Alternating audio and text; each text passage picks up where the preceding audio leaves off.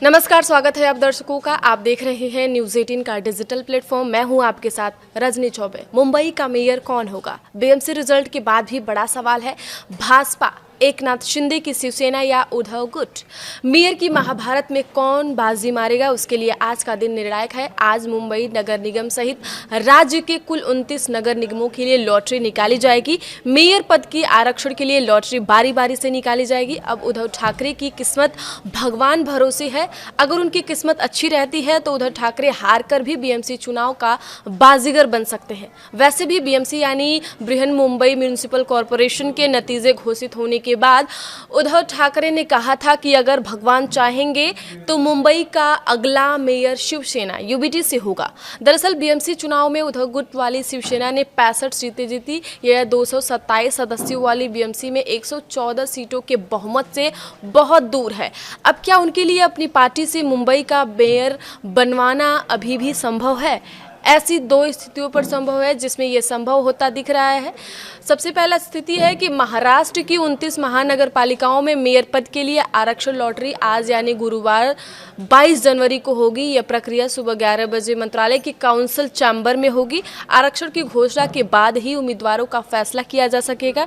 अगर lottery system में मुंबई के मेयर को अनुसूचित जनजाति का आरक्षण मिलता है तो स्थिति पूरी तरह से बदल जाएगी। अगर मुंबई सीट पर लॉटरी में एसटी सीट वाली पर्ची निकलती है तो यहां उद्धव गुट का मेयर बन सकती है। कारण है कि केवल उद्धव गुट के पास ही एसटी कैटेगरी के पार्षद हैं। जी हां, 79 सीटों वाली सबसे बड़ी पार्टी भाजपा और उसकी सहयोगी शिंदे सेना के पास एसटी कैटेगरी का कोई भी नया चुना हुआ कॉर्पोरेट नहीं है। हालांकि उद्धव गुट वाले शिवसेना के पास एसटी कैटेगरी के 2 कॉर्पोरेटर हैं। बीएमसी के वार्ड नंबर 53 से जितेंद्र वाल्वी और मुंबई के वार्ड नंबर 121 से प्रियदर्शनी ठाकरे। इसलिए बहुमत न होने के बावजूद भी वह मुंबई मेयर का पद हासिल कर सकते हैं, क्योंकि आरक्षण नियमों के अनुसार एसटी या एससी पद उसी कैटेगरी के चुने हुए कॉर्पोरेटर को मिलते हैं, चाहे पार्टी की ताकत कुछ भी हो।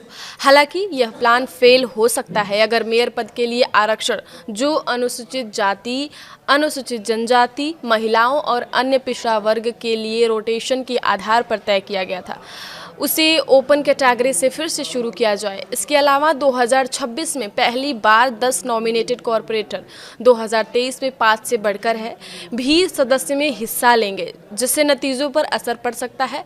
स्थिति दूसरे नंबर की बात कर लेते हैं। देवेंद्र फडणवीस और उद्धव ठाकरे के साथ अंदरूनी समझौता। जी हाँ, महायुति भाजपा की अगुवाई वाला गठबंधन है। इसमें एकनाथ शिंदे की शिवसेना है। भारतीय जनता पार्टी ने 89 सीटें जीती हैं और शिवसेना शिंदे यानी 29 सीटें जीती हैं। भले ही बीजेपी के पास सबसे अधिक सीटें हैं, लेकिन 114 के आधे के आंकड़े तक पहुंचने के लिए उसे शिंदे सेना के सपोर्ट की जरूरत होगी।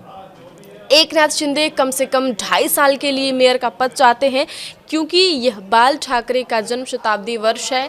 यही कारण है कि नतीजे आते ही उन्होंने अपने कॉर्पोरेटर्स को एक होटल में रखा और इस झगड़े को दिल्ली तक ले गए, यह कहते हुए कि वह जनता के फैसले का सम्मान करेंगे और मेयर महायुति से ही होगा। ऐसे में एक चर्चा यह भी है कि अगर बीजेपी मेयर पद के लिए अकेले आगे बढ़ना चाहती है तो ठाकरे ग्रुप ने पर्दे के पीछे से सपोर्ट करने की इच्छा जताई है।